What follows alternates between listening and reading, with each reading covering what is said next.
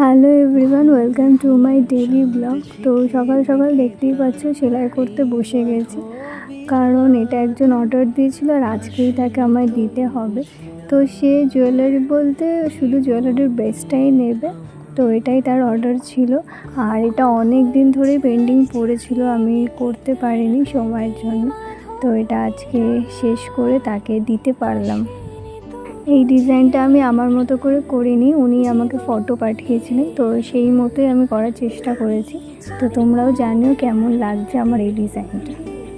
তো তারপর বেরিয়ে পড়লাম ওনাকে দিতে, বাট যাওয়ার সময় বৃষ্টি হয়নি।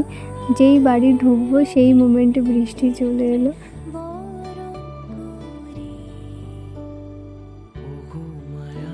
রাখিতে যেই সেলিব্রেশনটা পেয়েছিলাম সেটাই এখন খাচ্ছি এসে।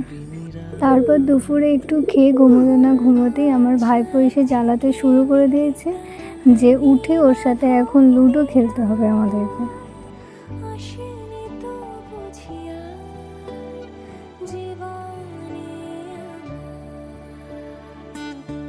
তো ঘুম থেকে উঠে নিয়ে একটু ম্যাগি করে নিয়ে আবার কাজ করতে বসে যায়, কারণ আরও একটা ক্রোশেটের কিচেনের অর্ডার ছিল।